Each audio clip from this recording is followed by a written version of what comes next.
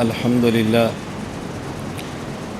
لله نحمده ونستعينه ونستغفره ونؤمن به ونتوكل عليه ونعوذ بالله من شرور أنفسنا ومن سيئات أعمالنا من يهده الله فلا مضل له ومن يضلل فلا هادي له ونشهد أن لا إله إلا الله وحده لا شريك له ونشهد أن سيدنا ومولانا محمدا عبده ورسوله أما بعد فأعوذ بالله من الشيطان الرجيم بسم الله الرحمن الرحيم لن ينال الله لحومها ولا دماؤها ولكن يناله التقوى اللهم صل على محمد وعلى آل محمد كما صليت على إبراهيم وعلى آل إبراهيم إنك حميد مجيد اللهم بارك على محمد وعلى آل محمد كما باركت على إبراهيم وعلى آل إبراهيم إنك حميد مجيد۔ اللہ تعالیٰ کا احسان ہے کہ اللہ رب العزت نے ہمیں ایمان کی دولت سے نوازا ہے۔ اللہ اس کی قدر کرنے کی توفیق عطا فرمائے۔ اللہ تعالیٰ ایمان کی نعمت عطا فرمائے اور پھر اللہ تعالیٰ مسنون اعمال کی نعمت عطا فرمائے۔ یہ اللہ تعالیٰ کا بہت بڑا احسان ہے۔ اللہ تعالیٰ ہم سب کا خاتمہ بھی ایمان پر فرما دے اور اللہ تعالیٰ ہمارا خاتمہ بھی مسنون اعمال کرتے ہوئے فرما دے، تو یہ اللہ تعالیٰ کا ہمارے اوپر بہت بڑا احسان ہوگا۔ جو شخص یہ چاہے کہ اس کو دنیا میں تجارت میں منافع ہو، پرافٹ ہو، لاس اور نقصان سے بچے، اس کو 3 چیزوں کا خیال کرنا چاہیے۔ نمبر 1 منڈی، نمبر 2 سیزن، نمبر 3 چیز کو سمجھنے والا ماہر۔ اگر جس چیز کا سیزن ہو اس کو سیزن میں لیں تو تھوڑے پیسوں پہ زیادہ بھی ملتی ہے، اچھی بھی ملتی ہے۔ وہی چیز موسم اور سیزن گزرنے کے بعد لیں، پیسے زیادہ لگتے ہیں، چیز کم ملتی ہے اور بیکار ملتی ہے۔ جس چیز کو لینا ہے اگر وہ چیز منڈی سے لیں تھوڑے پیسوں پر اچھی اور زیادہ ملتی ہے، وہی چیز منڈی سے باہر جا کر لیں، زیادہ پیسے لگتے ہیں اور چیز بیکار بھی ملتی ہے اور تھوڑی بھی ملتی ہے۔ نمبر 3 جو چیز لینی ہے اس کے ماہر کے ذریعے لو تو دھوکہ نہیں لگتا، ماہر کے بغیر لو تو دھوکہ لگ جاتا ہے۔ قربانی کا موسم ہے، لوگ جانور خریدیں گے۔ اب اگر جانوروں کی منڈی سے لو تو سستا ملے گا، اچھا مل جائے گا، جانور بہت ہیں، پھر کے دیکھ لو۔ اور یہ جو جانور لینا ہے کسی ایسے شخص کے ذریعے لو جو جانوروں کو سمجھتا ہے تو دھوکہ نہیں لگے گا۔ خلاصہ یہ ہے دنیا میں تجارت اچھی کرنی ہو تو 3 چیزوں کا خیال کریں۔ نمبر 1 اس چیز کا سیزن، نمبر 2 اس چیز کی منڈی، نمبر 3 اس چیز کو سمجھنے والا اس کا ماہر۔ بالکل اسی طرح اگر آخرت بہتر بنانی ہے تو 3 چیزوں کا خیال کریں۔ نمبر 1 عبادت کا وقت، نمبر 2 عبادت کی جگہ، نمبر 3 عبادت کو سمجھنے والا، عبادت کا ماہر فقیہ۔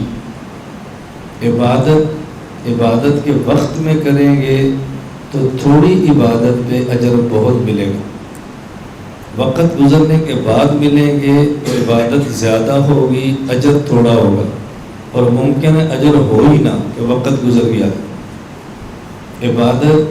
عبادت کے مقام پر کریں گے تو اجر ملے گا، عبادت کے مقام پر عبادت نہیں کریں گے تو اجر نہیں ملے گا۔ وقت کے بدلنے سے عبادت کا اجر بدلتا ہے، عبادت کی جگہ کے بدلنے سے عبادت کا اجر بدلتا ہے۔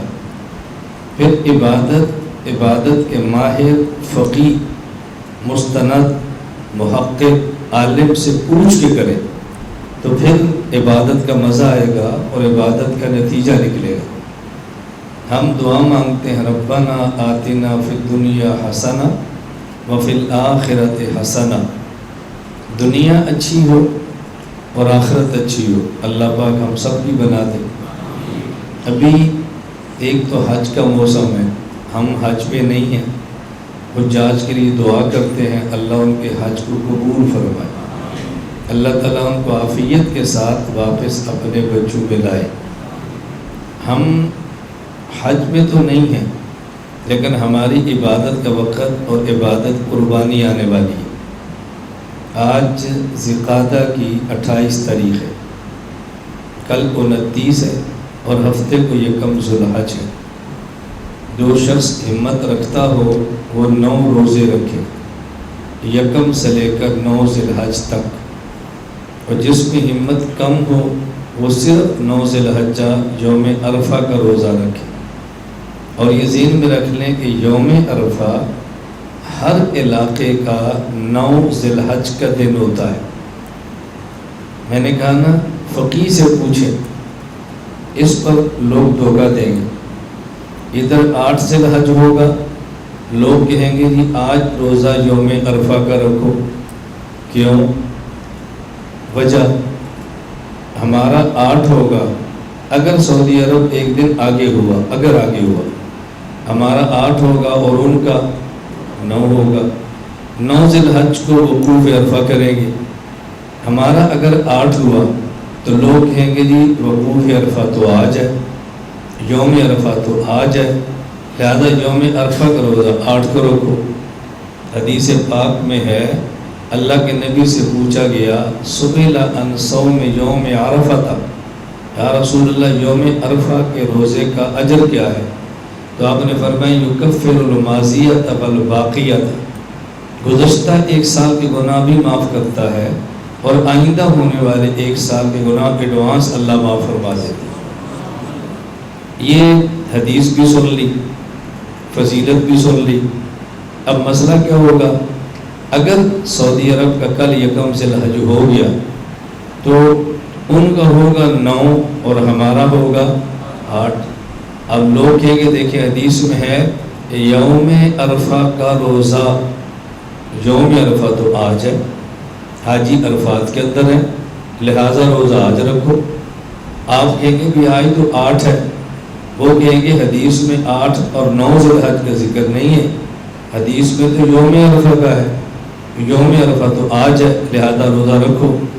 اب دیکھو بظاہر حدیث ان کا ساتھ دے رہی ہے نا، بظاہر ان کا دے رہی ہے کہ یوم عرفہ کو روزہ رکھنا ہے، یوم عرفہ جو ہو گیا ہے، عرفات میں حاجی پہنچ گئے ہیں، وقوف عرفہ ہے، تو تم 9 کی انتظار کیوں کرتے ہو؟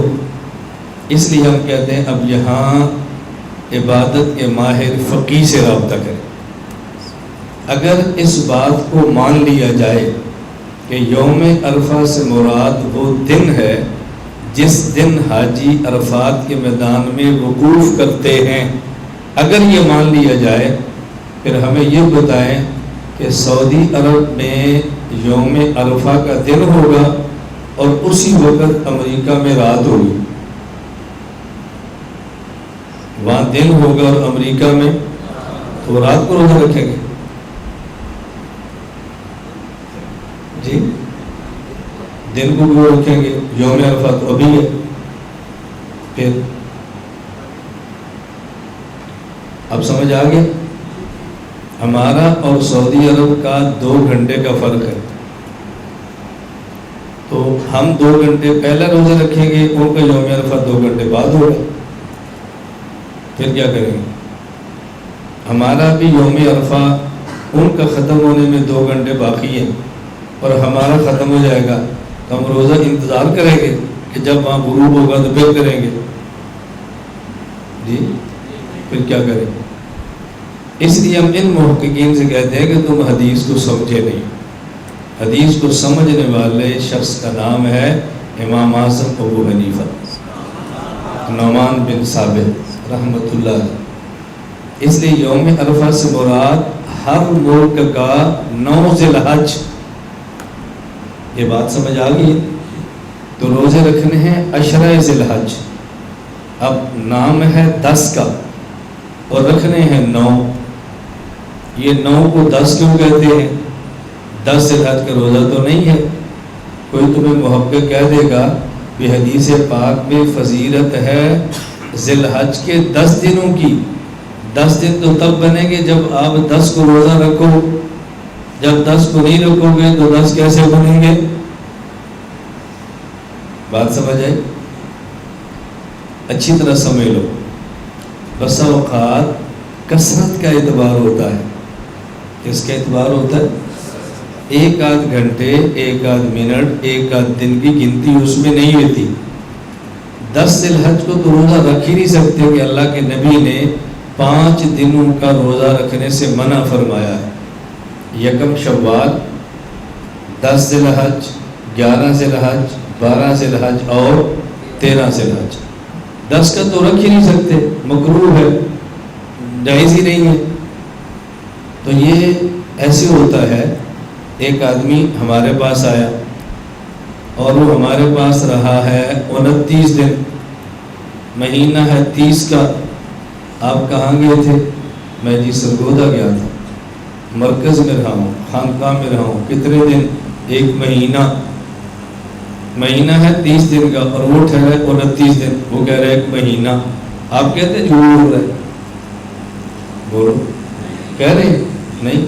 آپ سمجھتے ہیں کہ 29 دن کو بھی مہینہ کہہ دیتے ہیں، ایک دن اوپر نیچے ہو جاتا ہے۔ اسی طرح حدیث میں 10 ذی الحج ہے۔ اللہ تعالیٰ توفیق دے تو 9 روزے رکھیں، اور اگر کمزور ہیں تو پھر یوم عرفہ 9 ذی الحج کا 1 رکھیں۔ آپ 9 کی نیت فرما لیں، 9 کی مشکل ہے تو 1 کی فرما لیں۔ 1 کی تو کر سکتے ہیں نا جی، 1 کی کر لیں۔ اور اگر 1 کی بھی نہیں کر سکتے تو پھر جو روزہ رکھتے ہیں ان کے لیے دعا کیا کریں، ان کے روزے پر خوش ہوا کریں۔ جن کو اللہ توفیق دے وہ روزہ رکھیں اور صبر کریں، اور جن کو روزہ نہ مل سکے وہ کھائیں اور اللہ کا شکر ادا کریں۔ میں ایک جگہ اس طرح نفلی روزے ایک جگہ پر گیا تو مولانا صاحب کھانا کھائیں گے، میں نے کہا جی کھاؤں گا۔ ان کا خیال یہ تھا کہ اس کا روزہ ہوگا، حالانکہ میرا نہیں تھا۔ تو بعضوں کو تھوڑا سا تعجب ہوا کہ مولانا صاحب کا روزہ نہیں ہے۔ میں نے کہا بھائی تمہارا روزہ ہے، میرا روزہ نہیں ہے، لیکن اجر میں اور آپ برابر ہیں۔ حدیث پاک میں الطائم الشاکر کالصائم الصابر، جو روزہ جو کھائے اور شکر کرے وہ اجر میں اس آدمی کی طرح ہے جو روزہ رکھے اور صبر کرے۔ دیکھو ہم بہترین سا مٹن کڑھائی کھائیں گے، آپ نے روزہ رکھا ہوگا، آپ کا دل کرے گا لیکن نہیں کھائیں گے، صبر کریں۔ ہم مٹن کڑھائی کھائیں گے، الحمدللہ اللہ کا شکر ادا کریں، تو تمہیں بھی ثواب ملے گا، ہمیں بھی ثواب ملے گا۔ میں نے کہا اس لیے زیادہ کرنے کی ضرورت نہیں ہے کہ تم روزہ رکھ کے ہم سے آگے نکل گئے ہو، اللہ نے شکر کی سیڑھی بھی رکھی ہے۔ ایک عالم تھے بہت بڑے، لیکن تھوڑے خوبصورت نہیں تھے۔ ان کی گھر والی ذرا خوبصورت تھی، تو ان کی گھر والی نے کہا کہ حضرت آپ بھی جنت میں جائیں گے اور میں بھی جاؤں گی۔ کہا یہ تو کیسے کہتی کہ ہم دونوں جنت میں جائیں گے؟ اس نے کہا مجھے آپ جیسا شوہر ملا ہے، صبر کرتی ہوں، آپ کو مجھ جیسی بیوی ملی ہے، شکر کرتے ہیں۔ تو آپ جنت میں جائیں گے شکر کر کے، میں جنت میں جاؤں گی صبر کر کے، لیکن جائیں گے دونوں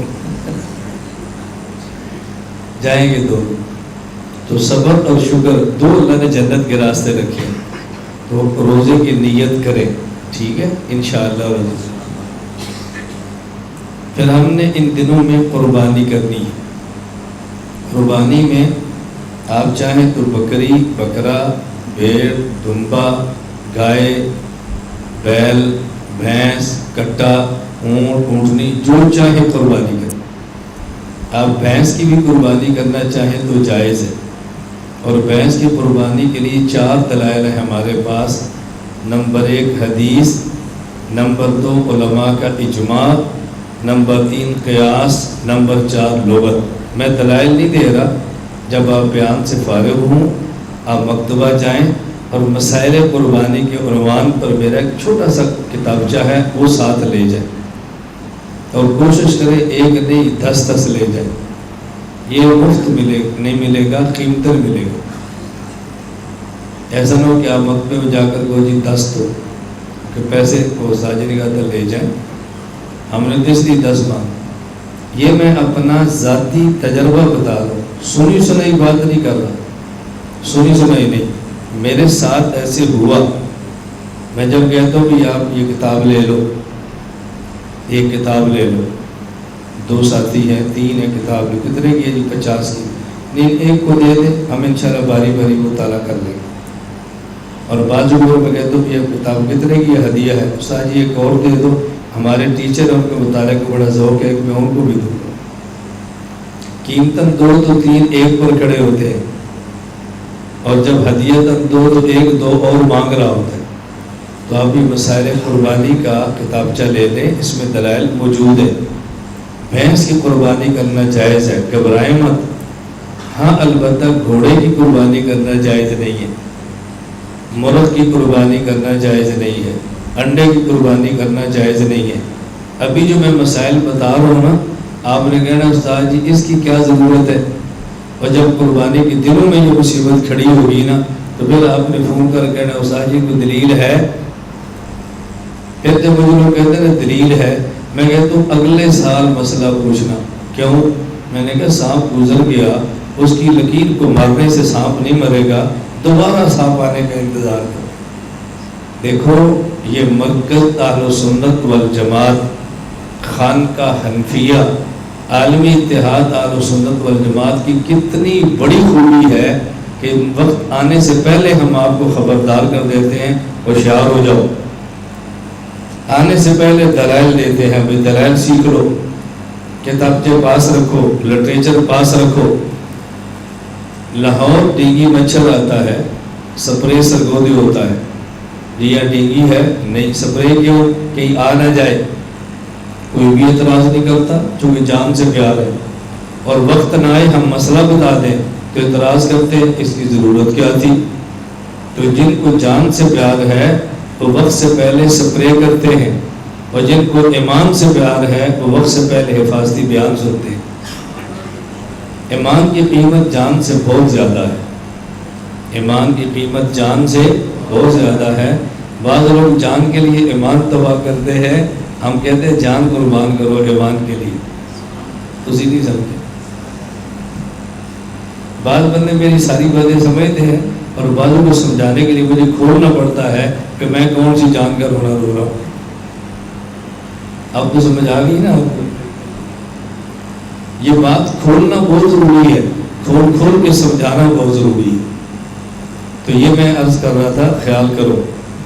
اسی طرح جو آپ نے قربانی دینی ہے اس میں بھیڑ بکری ہو تو عمر 1 سال، گائے اور بھینس ہو تو عمر 2 سال، اونٹ اونٹنی ہو تو عمر 5 سال. عمر کو دیکھنا ہے، دانتوں کو نہیں دیکھنا. بعض لوگ کہتے ہیں جی 2 دانتا ہونا چاہیے، دوندا. عمر کا اعتبار نہیں ہے، عمر کا اعتبار ہے، 2 دانتا کا اعتبار نہیں ہے. دوندا ہو یا نہ ہو عمر دیکھنی ہے. ایک دن بھی اگر جانور چھوٹا ہوگا اور دوندا ہو اس کی قربانی نہیں ہوگی. عمر کا ہونا ضروری ہے. ایک دلیل اس کے ذہن میں رکھ لو جو بہت آسان ہے. رسول اللہ صلی اللہ علیہ وسلم نے فرمایا لا تذبحوا الا مسنۃ، تم جانور قربانی میں وہ دو جو مسنہ ہو. الا ان یسر علیکم فتذبحوا جزاۃ من الظان، ہاں اگر بھیڑ اور مینڈا، دمبی یا دمبا اگر یہ 6 ماہ کا ہو اور دیکھنے میں سال کا لگے تو اس کی قربانی کر سکتے ہو. اللہ کے نبی نے کیا فرمایا؟ بھیڑ 6 ماہ کی ہو اور دیکھنے میں سال کی لگے. یہ نہیں فرمایا کہ 6 ماہ کی ہو اور دیکھنے میں دوندی لگے نا. 6 ماہ کی ہو اور دیکھنے میں، معلوم ہوا کہ اصل بنیاد سال ہے. اور بھائی کسی طالب علم بلاؤ، ساری کس کو بلاؤں؟ میں آپ سے کہتا ہوں کسی بڑی عمر کو 15-16 سال کا لڑکا بلاؤ کہ وہ ساری نماز پڑھائے. تو جی 15-16 سال کا تو نہیں ہے لیکن ہے تو 14 سال کا، لیکن دیکھنے میں 15 کا لگ رہا ہے. اصل کیا ہوا؟ اصل تو عمر ہی ہے نا. عمر تو تھوڑی ہے لیکن عمر کے برابر لگ رہا ہے. اللہ کے نبی فرماتے ہیں مسنہ ذبح کرو، یا ایسا دمبا جو 6 ماہ کا ہو اور دیکھنے میں تو اصل سال ہوا نا.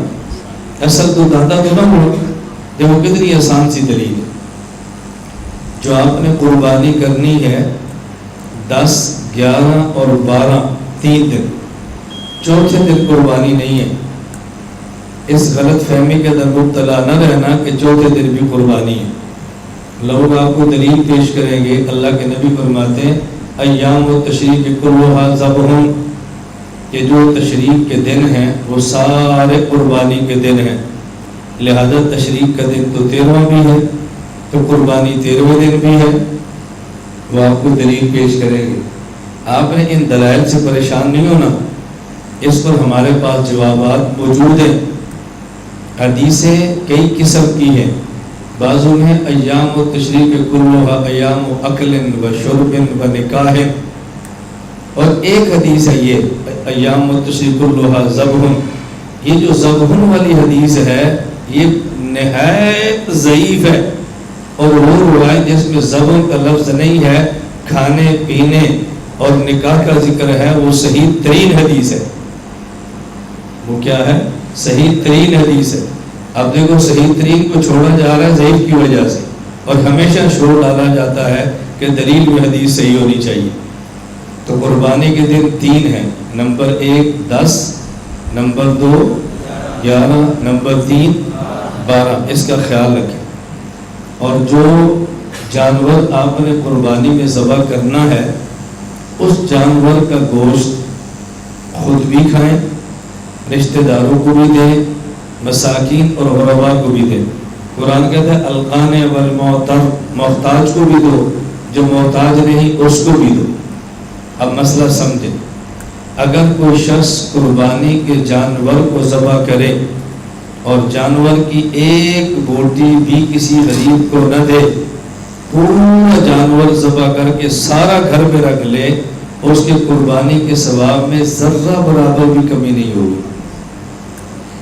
قربانی کے ثواب میں کمی نہیں ہوگی. وہ جو گوشت صدقہ کرنے کا اجر ملنا تھا نا وہ نہیں ملے گا. قربانی کے ثواب میں کمی نہیں ہے. کیوں؟ رسول اکرم صلی اللہ علیہ وسلم فرماتے ہیں، امی عائشہ رضی اللہ تعالیٰ عنہ سے حدیث ہے، اللہ کے نبی فرماتے ہیں کہ یوم النحر ما عمل آدمی من عمل یوم النحر احب الی اللہ من احراق الدم، کہ قربانی کے دن اللہ کا سب سے محبوب عمل وہ خون بہانا ہے. کیا کرنا ہے؟ خون بہانا. قربانی خون بہانے کا نام ہے.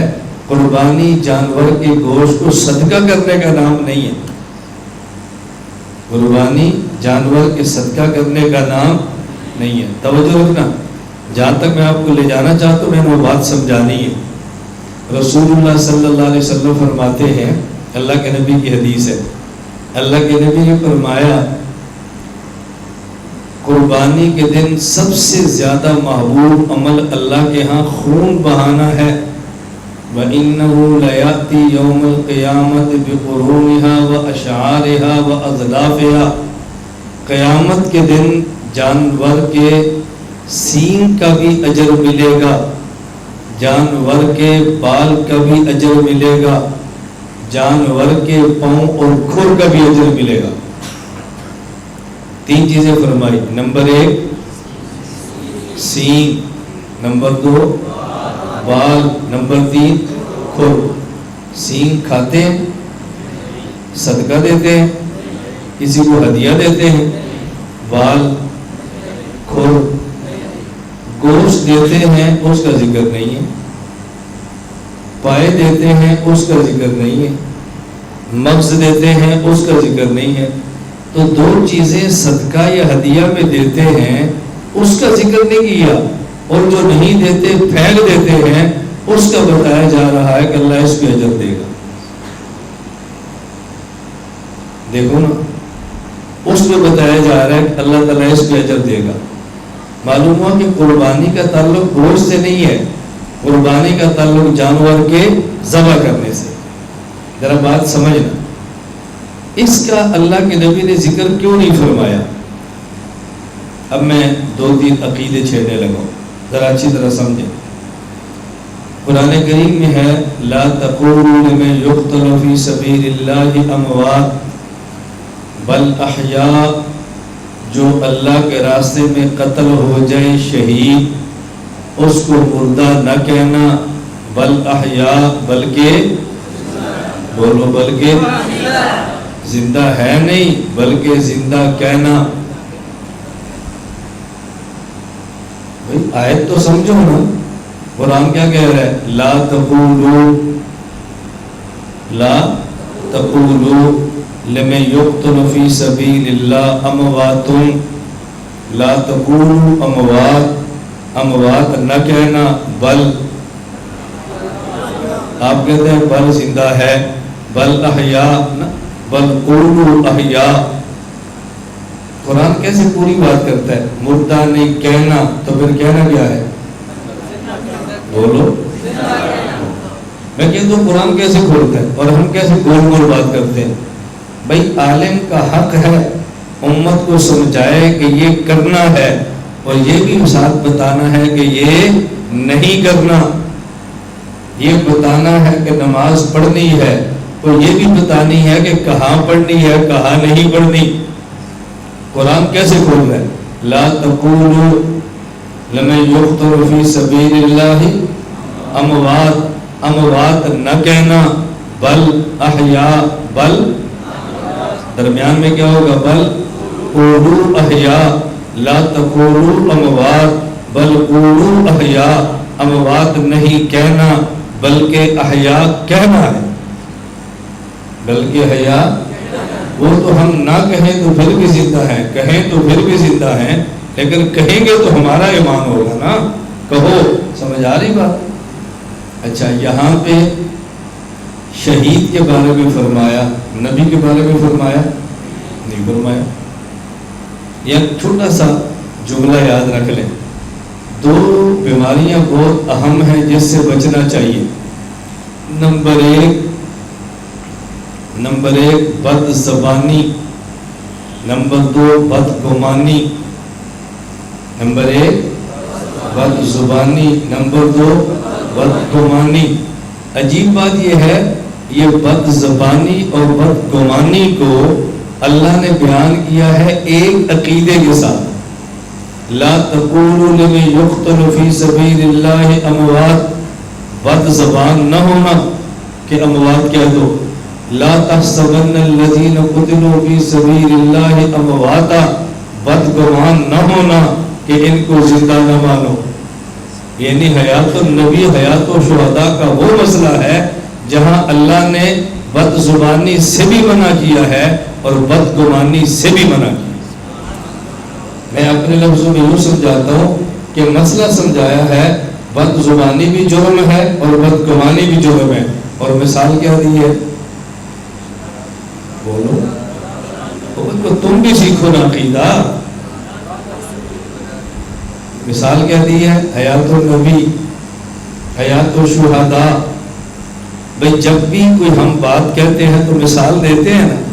اللہ نے بات فرمائی ہے تو ساتھ مثال دی ہے. بد زبان نہ ہونا شہداء کے بارے میں, بد گمان نہ ہونا شہداء کے بارے میں. بد زبانی بھی جرم ہے, بد گمانی بھی جرم ہے, اور مثال میں شہداء کو پیش کیا. میں دوسرے لفظوں میں کہتا ہوں قبر کی حیات کو پیش کیا ہے, موت کے بعد کی زندگی کو پیش کیا ہے. یا موت کے بعد کی زندگی کے بارے میں بد زبان بھی نہ ہونا, بد گمان بھی نہ ہونا. انبیاء کا ذکر فرمایا نہیں فرمایا نا؟ توجہ رکھنا. آگے چلیں, قرآن کریم میں ہے وَقَضَىٰ رَبُّكَ أَلَّا تَعْبُدُوا إِلَّا إِيَّاهُ وَبِالْوَالِدَيْنِ إِحْسَانًا. عبادت خدا کی کرنا, ادب ماں باپ کا کرنا, ہم کیا کہتے ہیں؟ ہم ہمیشہ بیانات پہ کہتے اور سنتے ہیں اللہ جب بھی اپنا نام لیتے ہیں تو ساتھ حبیب کا لیتے ہیں. یہاں اپنا نام لیا ساتھ حبیب کا نہیں ہے، ماں باپ کا لیے. سجدہ خدا کو کرنا اور ادب ماں باپ کا کرنا.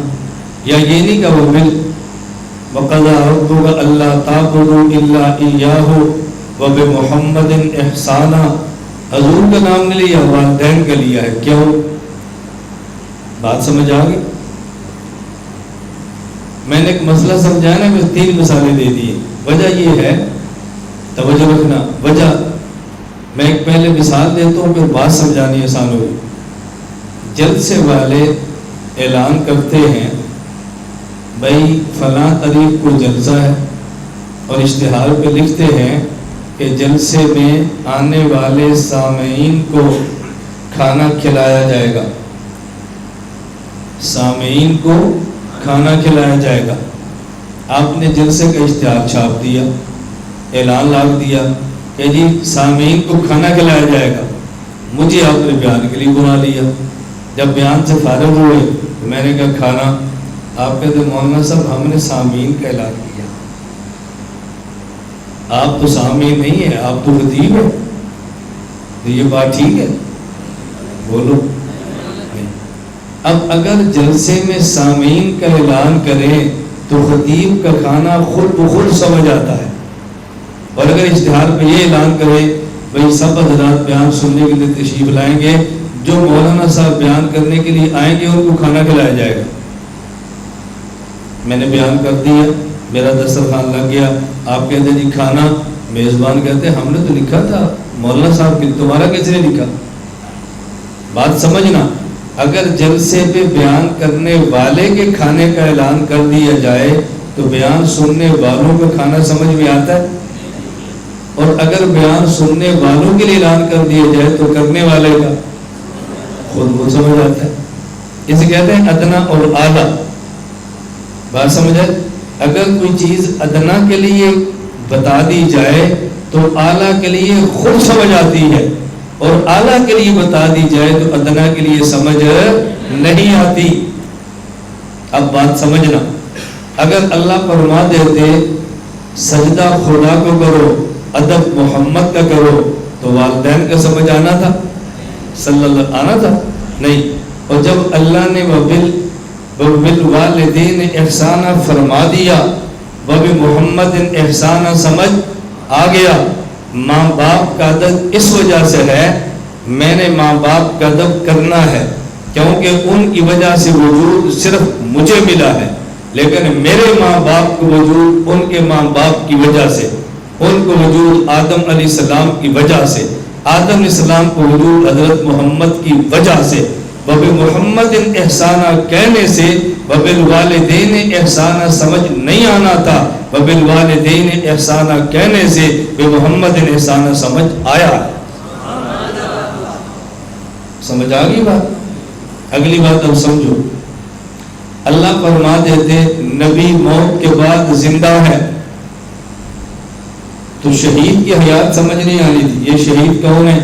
نماز نہیں پڑھتا، داڑھی مڈاتا ہے، روزہ نہیں رکھتا، گناہ پہ گناہ کرتا ہے، فلمیں دیکھتا ہے، اور مسئلہ ختم نبوت کا آیا، ناموس رسالت پہ جان دے گیا. لوگ کہیں گے بھئی نبی تو معصوم ہے، اس پر تو جبریل اترتے ہیں، ان پر تو وحی آتی ہے، وہ تو زندہ ہے. یہ کیسے زندہ ہم مانے؟ نبی کو فرماتے نا زندہ. شہید کی زندگی سمجھ نہیں آنی تھی، اللہ نے قرآن میں شہید کی حیات بتائی ہے، نبی کی حیات خود بخود سمجھ آئی. بھائی شہید کو تو حیات ملی ہے ناموس رسالت کی وجہ سے، تو خود رسول کو زندگی کیوں نہیں ملے گی؟ بارات کو کھانا ملا ہے دولہے کی وجہ سے، تو دولہے کو کھانا کیوں نہیں ملے گا؟ یہ شہداء تو ناموس رسالت کی بارات ہے. ناموس رسالت کا دولہا تو محمد عربی ہے نا صلی اللہ علیہ وسلم. بارات کو پروٹوکول ملے گا تو دولہے کو کیوں نہیں ملے گا؟ بات سمجھ آ گئی؟ اب بات سمجھو. انہو لیاتی یوم القیامت بقرونہا و ازلافہا و اشعارہا.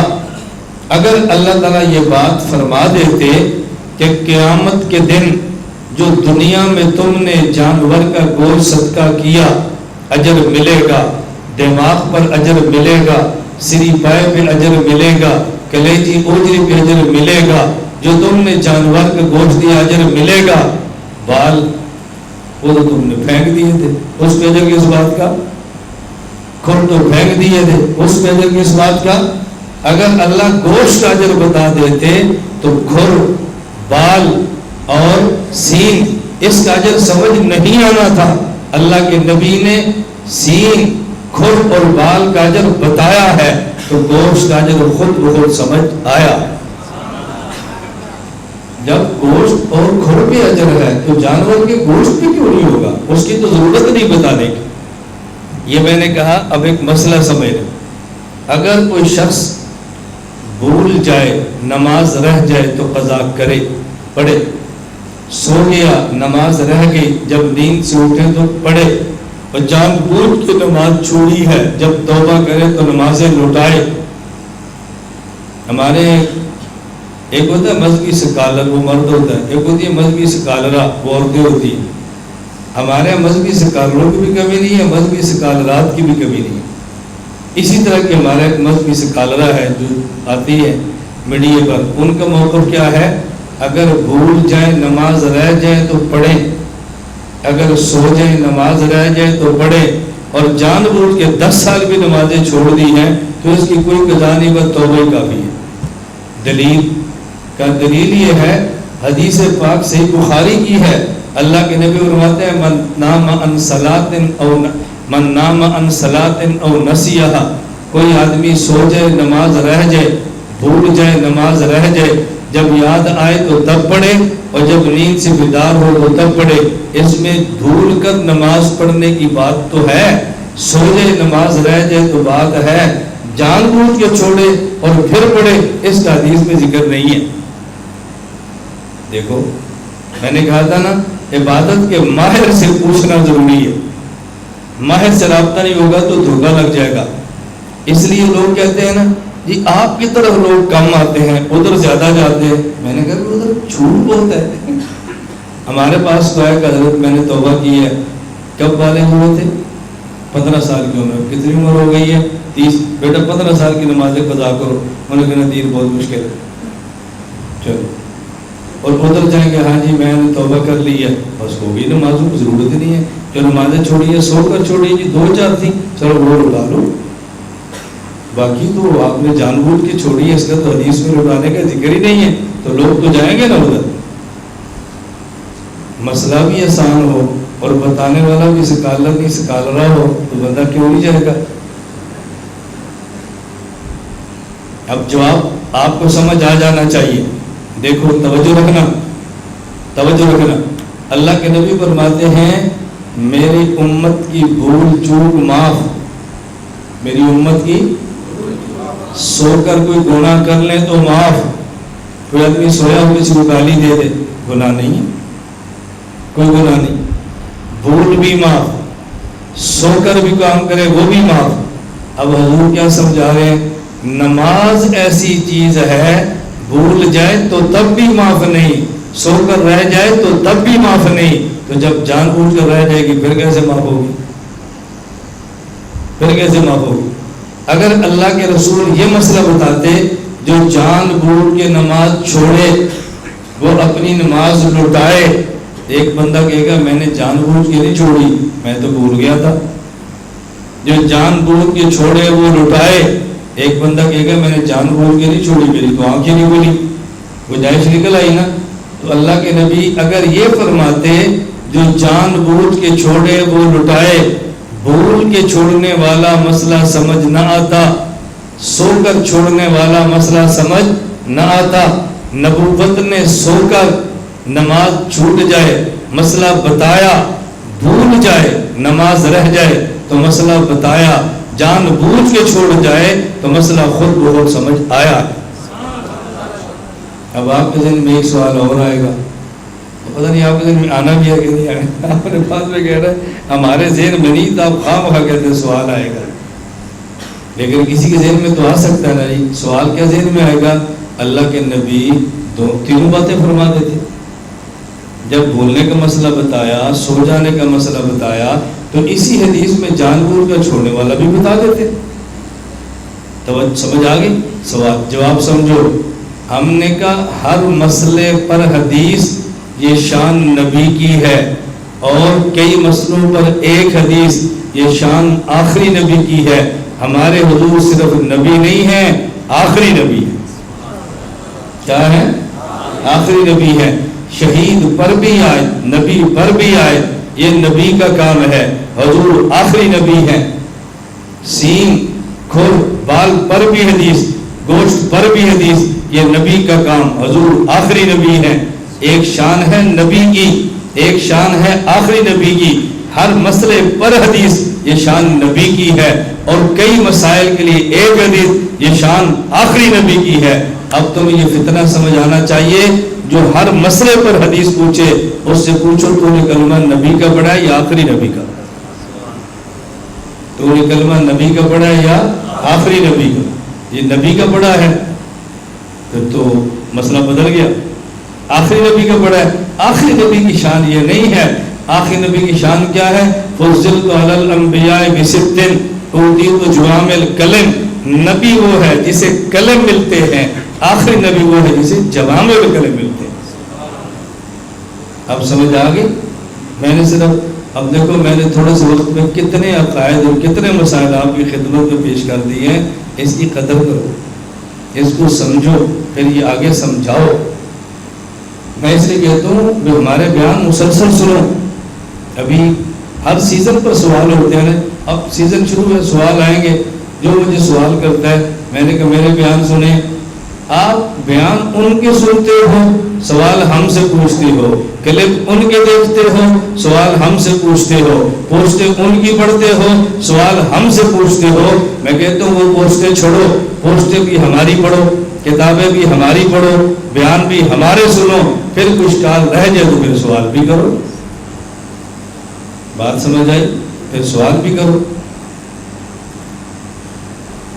غیروں سے سنا تم نے، غیروں سے کہا تم نے. غیروں سے سنا تم نے، غیروں سے کہا تم نے. کچھ ہم سے سنا ہوتا، کچھ ہم سے کہا ہوتا. آپ یقین فرماؤ میں یہ آپ کی بات نہیں کرتا، میں آپ کے ذریعے پوری دنیا کو خطاب کر کے بات کہتا ہوں.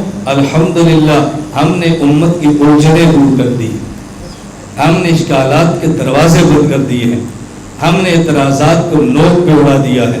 ایسے صاف شفاف مسائل سامنے ہو کر آگے ہیں. اب قیامت کو بندہ کو یہ نہیں کہہ سکے گا اے اللہ میں سوال تھا تو کہاں جاتا، الجھن دی تو کہاں جاتا. ہم کھڑے ہوں گے یا اللہ ہم نے کہا تھا کہ ہم ہیں. ہم کہیں گے ہم دبئی ایک مرید ہے میرے، تو ان کی بیٹی 2.5 یا 3 سال کی ہو. میرے کہتے ہیں استاد جی میں گھر گیا تو بیٹی کہہ رہی ہے ہم ہیں نا. اشارے دیکھیں اسی طرح ہم ہیں نا، ہم ہیں نا. کہتے میں نے بیٹی سے پوچھا کیا کہہ رہی ہے؟ ہم ہیں نا. اس نے کہا چھوٹی تھی نا، ابو موبائل لاؤ. اس نے کہا وہ مجھے دادا کو کہتی ہے، دادا گھومن صاحب کے بیان لاؤ. اور بیان نکالا، نہیں وہ بتاتے رہے یہ بیان. تو اس میں کیا تھا؟ میں نے بیان میں کہا فضائل میں اعمال پر اعتراض اور پریشان نہیں ہونا، ہم ہیں نا. بیت زیور پر اعتراض اور پریشان نہیں ہونا، ہم ہیں نا. ختم نبوت پر اعتراض ہو، ہم ہیں نا. صحابہ پر اعتراض ہو، ہم ہیں نا. حنفیت پہ ہو، ہم ہیں نا. وہ بچی کہہ رہی ہے ہم ہیں نا، ہم ہیں نا. میں نے کہا الحمدللہ اگلی نسل میں دین، اگلی نسل میں فکر منتقل ہو گئی. اگلی نسل میں یہ بیٹھے ہمارے بھائی بزرگ یہاں تخصص میں، ان کے بھائی کے بیٹے، ایک بیٹا 2 سال کا ہوگا، ایک 3.5 سال کا ہوگا. اب گھر گئے ہیں تو سلام لیا. وہ جو چھوٹا تھا بڑے نے دعا سے سلام لیا، چھوٹا تھا ایک ہاتھ سے سلام لے رہا. چھوٹا تھا اور بڑا کہہ رہا ہے اور تو آپ بھی ہو گئے. میں نے کہا اللہ تعالیٰ شکر ہے. دیکھو اگلی نسل میں فکر چلی. کراچی ہمارے ایک شاگرد ہیں، مرید، ان کا بھتیجا ہے، وہ اسکول گیا پڑھنے کے لیے. جس اسکول میں داخل کیا دینیات کا ٹیچر گیا وہ کر لیتا. کہتے ہیں نماز کا پڑھو تھی، ہاتھ ایسے باندھتا تھا. غیر میرا ٹیچر نے کہا ہاتھ یہاں باندھو، کہتا میں کوئی اور ہو تم، ارے کا دیکھو مسئلہ ہو گیا. فکر ہے نا، سمجھ آ رہی.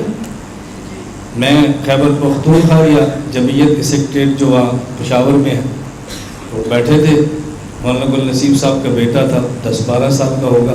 کہا یہ کہہ رہے تقریر سنانی. میں نے کہا سناؤ. وہ تقریر سنا رہا ہے، تم سے مانگو تو ایک حدیث ہے، ہم سے مانگو تو 3 ہے، تم سے پوچھو تو 1 دن جیل کاٹی ہے، ہم سے پوچھو تو 3 سال کاٹی. میں نے کہا دیکھو اگلی نسل کھڑی ہوگی. میں اس ساتھ کہتا ہوں کہ میں بہت پرسکون ہو کر جیتا ہوں. اللہ آپ کو بھی زندگی دے، اللہ ہمیں بھی عافیت کی زندگی دے. ہمیں تو مر جانے کا بھی غم نہیں ہے، اتنی نسل آگے کی تیار ہو گئی ہے. انشاءاللہ اعتدال کے ساتھ اپنے مسئلے کو بیان کرتے رہیں گے انشاءاللہ. نہ ہم گولی مارتے ہیں، نہ گالی دیتے ہیں، نہ تبرہ کرتے ہیں، نہ بکواس کرتے ہیں، اپنے عقیدے کا دفاع کرتے ہیں. میں گھنٹوں بیان کرتا ہوں، میں کسی پر اعتراض نہیں کرتا. اپنے اوپر اعتراض، اپنے اوپر سے مراد اپنے مسلک پر اعتراض کا دفاع کرتا ہوں. عجیب بات یہ ہے تم اعتراض کرو تو اعتدال ہے، ہم اعتراض کا جواب دیں تو فرقہ واریت. کیا بات ہے، فرقہ واریت عجیب بات نہیں. اپنے اوپر اعتراض کا دفاع کرنا کیا فرقہ واریت. آج اگست کی 1 ہے، میرا کلپ بھی آ گیا ہے، آپ نے سن لیا ہے. میں اپنے تمام مریدین کو، تمام شاگردوں کو، تمام متعلقین کو، تمام محبت کرنے والوں سے کہتا ہوں کہ 2 چیزوں کا اہتمام کرو. نمبر 1 اپنے گھر، اپنی گاڑی، اپنا دفتر، اپنا مدرسہ، اپنا اسکول، اپنی دکان، اپنی بلڈنگ پر پاکستان کا پرچم لہرا دو. لہراؤ گے نا بھی انشاءاللہ؟ پاکستان کا پرچم لہراؤ. یہ پاکستان ہمارا ہے، پاکستان ہمارا ہے. نمبر 2 موسم ہے شجرکاری کا، درخت لگاؤ، اپنے ملک کو ہرا بھرا کرو. اپنے گھر میں لگاؤ، ڈیرے پہ لگاؤ، زمین پہ لگاؤ، سکول پہ لگاؤ، جہاں کچھ گنجائش ہے درخت لگاؤ. درخت بھی لگاؤ اور پرچم لگاؤ. بس پرچم لگاؤ. ہمارا انشاءاللہ العزیز آج مشورہ تھا کہ بڑا پرچم کہاں لگائے. یہ جو مسجد کی سیڑھی ہے نا، اس کے اوپر گمٹی ہے، اس کے اوپر بہنے کا پرچم لگاؤ تو کم از کم انشاءاللہ 5-6 کلومیٹر دور سے نظر آئے گا. دور سے آنے والا دیکھے یہ پاکستان کا مدرسہ ہے، یہ پاکستان کی مسجد ہے، پاکستان کی خانقاہ ہے. ہمارے ایک عجیب سا ذہن بن گیا، پاکستان کے جھنڈا لگاؤ، ایجنسیوں میں. بھئی یہ ملک ایجنسیوں کا ہے، یہ ملک ہمارا ہے، یہ ملک فوج کا ہے، یہ ملک ہمارا ہے. میں پاکستانی ہوں، میں سرکاری نہیں ہوں. سرکاریں بدلتی ہیں، ملک نہیں بدلتا. ہم اپنے ملک سے بے لوث محبت کرتے ہیں اور ہمیں اپنے پاکستانی ہونے پر فخر ہے. تمہیں ہے یا نہیں؟ بولو ہے. ہم انشاءاللہ اس ملک کو لے کر آگے چلیں گے انشاءاللہ. اللہ اس ملک کو ترقی دے، ہم اس کی ترقی دے کر خوش ہوتے ہیں. اللہ پاک اچھی قیادت دے، سارے حکمران عطا فرمائے، عقید ختم نبوت کی حفاظت کی توفیق عطا فرمائے، آئین اور قانون کی حفاظت کی اللہ میں توفیق عطا فرمائے. انشاءاللہ العزیز 4 اگست بروز اتوار صبح 9 تا 11 2 گھنٹے کا استحکام پاکستان سیمینار یہاں مرکز میں ہوگا انشاءاللہ. آپ میں سے ایک بندہ بھی نہ آئے ہم پھر بھی کریں گے، پورا شہر آ جائے ہم پھر بھی کریں گے، کیونکہ ہم اپنے موقع پر قائم اور دائم ہیں. کوئی آئے تو کریں گے، کوئی نہیں آئے تو نہیں کریں گے، یہ تو ہمارا ایشو ہی نہیں ہے. تو 2 گھنٹے کا سیمینار ہوگا. جو حضرات اس میں شرکت فرما سکتے ہیں تو شرکت کریں گے نا بھی انشاءاللہ. اللہ ہم سب کو توفیق عطا فرمائے.